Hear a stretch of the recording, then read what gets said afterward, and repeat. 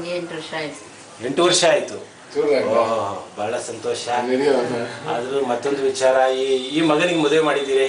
ಇನ್ನ ಇಲ್ಲ. ಈ ಕ್ವಶನ್ ಕೇಳಿದ್ರೆ ನನ್ನ ಕಡೆ ಇರಬೇಕು. ಈ ಮಗನಿಗೆ ಮದುವೆ ಮಾಡಿದ್ದೀರಾ? ತಕ್ಷಣ ಆ ಕಡೆ ಹೋಗ್ಬೇಕು. ಆ ಮಗನಿಗೆ ಮದುವೆ ಮಾಡಿಲ್ಲ? ಯಾತಕ್ಕೆ ಇನ್ನೂ ಮದುವೆ ಮಾಡಿಲ್ಲ? ಆತನಿಗೆ ಪ್ರಮೋಷನ್ ಸಿಕ್ಕಿಲ್ಲ. ಪ್ರಮೋಷನ್ ಅಂದ್ರೆ ಎಲ್ಲ ಅಂಚೆ ಕಚೇರಿ ಕೆಲಸದಲ್ಲಿದ್ದಾರೆ, ಟೆಂಪ್ರರಿ ಆಗಿದ್ದಾರೆ ಅಂತ ಅನ್ಸುತ್ತೆ. ಬಹಳ ಸಂತೋಷ. ಅಂದ್ರೆ ಒಳ್ಳೆ ಹುಡುಗಿ ಸಿಕ್ಕಿದ್ರೆ ಮಾಡ್ತೀವಿ. ಸರಿ. ಇಲ್ವಲ್ಲ, ಯಾಕೆ? ಅವರಿಗೆ ಆರೋಗ್ಯ ಇಲ್ಲ, ಜ್ವರ ಬರ್ತಾ ಇದೆ. ಜ್ವರ ಬರ್ತಾ ಇದೆ. H1N1 ಅಲ್ವಲ್ಲ? ಬಹಳ ಸಂತೋಷ. ಆಮೇಲೆ ಇನ್ನೇನು? ಸರಿ, ಬಹಳ ಸಂತೋಷ. ದೊಡ್ಡ ಮಗ ನೋಡಿ, ದೊಡ್ಡ ಮಗ ಕಡೆ ಇದ್ ಮಾಡಿ, ಫೋಕಸ್ ಮಾಡಿ. ಅವರು ದೊಡ್ಡ ಮಗನ? ಸಂತೋಷ. ಎಲ್ಲ ಇಲ್ಲೇ ಇದ್ದಾರೆ, ಎಲ್ಲ ತುಂಬು ಸಂಸಾರ, ಒಟ್ಟೊಟ್ಟಿಗೆ ಇದ್ದಾರೆ. ಬೇರೆ ಬೇರೆ ಇದ್ರು ಕೂಡ ನಿಮ್ಮನ್ನ ಬಂದು ಆಗಾಗ ವಿಚಾರಿಸ್ಕೊಳ್ಳೋದು, ಏನಾದ್ರು ಕೊಡೋದು ಎಲ್ಲ ತಲೆ ಸ್ವಲ್ಪ ನೋಡ್ತಾ ಇಲ್ಲ, ಕ್ಯಾಮ್ರಾ ನೋಡಲ್ಲ. ಅದು ಬಹಳ ಸಂತೋಷ. ಸ್ವಲ್ಪ ಕ್ಯಾಮ್ರಾ ನೋಡಿ. ನಿಮ್ಮ ಹೆಸರು ಗೊತ್ತಾಗ್ಲಿಲ್ಲ? ನಾಗೇಂದ್ರ. ಸ್ವಲ್ಪ ಕ್ಯಾಮ್ರಾ ನೋಡಿ, ಯಾಕೆಂದ್ರೆ ಇದು ಬಿಡ್ತಾ ಇಲ್ಲ, ಕಣ್ಣಿಗೆ ತಲೆ ಬಗ್ಸ್ಕೊಳ್ತಾ ಸ್ಟ್ರೈಟ್ ಮೇಲಿತ್ತ. ಓಕೆ. ಈಗ ನೀವು ಮತ್ತೊಂದು ಪ್ರಶ್ನೆ ಸೀತಮ್ಮ ಅವ್ರನ್ನ ಕೇಳಬೇಕು. ನೀವು ರಂಗಭೂಮಿಯಲ್ಲಿ ನಟನೆ ಮಾಡಿದ್ದೀರಾ? ಚಿಕ್ಕಂದಲ್ಲಿ ಮಾಡಿದ್ದೆ, ಇವಾಗಿಲ್ಲ. ಚಿಕ್ಕನ್ನಲ್ಲಿ ರಂಗಭೂಮಿಯಲ್ಲಿ ನಟನೆ ಮಾಡಿದ್ರು ಇವರು. ಮಾಡಿದ ಯಾವ ನಾಟಕ ನಿಮಗೆ ಆವಾಗ ಬಹಳ ಇಷ್ಟ ಆಗ್ತಾ ಇದ್ದು? ಹೇಮರೆಡ್ಡಿ ಮಲ್ಲಮ್ಮ.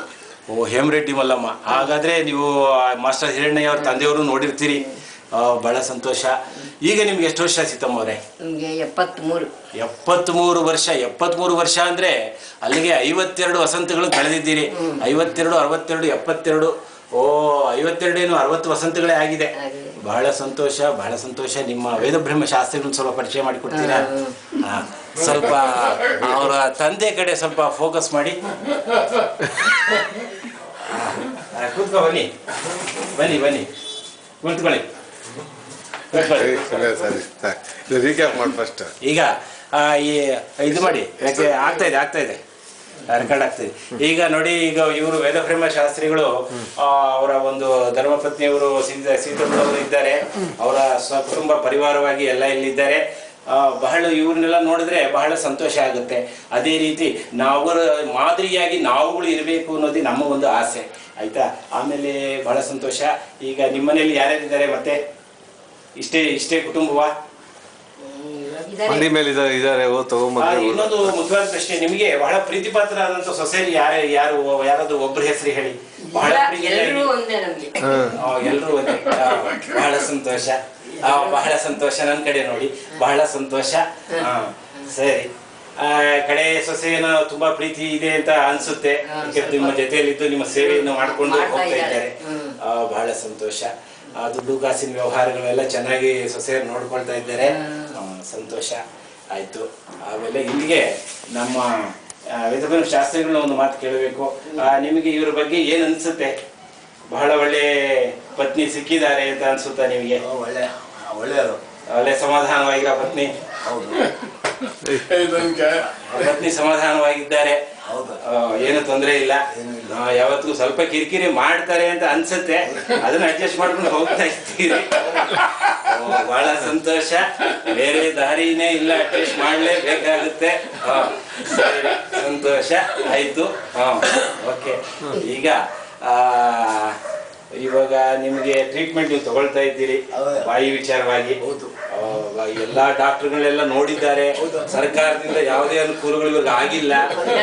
ಬಹಳ ಅವ್ರಿಗೆ ಮನಸ್ಸಿಗೆ ಬೇಜಾರಾಗಿದೆ. ಆಗೋ ಚಾನ್ಸು ಇಲ್ಲ. ಈಗ ಇವರಿಗೆ ನಾಳದ್ದು ಒಂದು ಡೆಂಚರ್ ಹೊಸದು ಹಾಕ್ತಾ ಇದ್ದಾರೆ.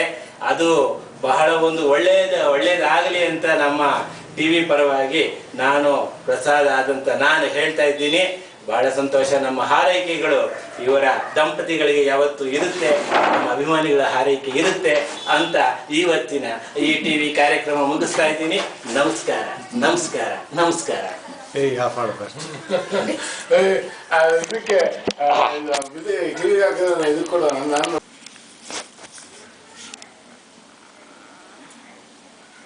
ಓಡಾಡು, ಫುಲ್ ಓಡಾಡು ನಿನ್ಗೆ.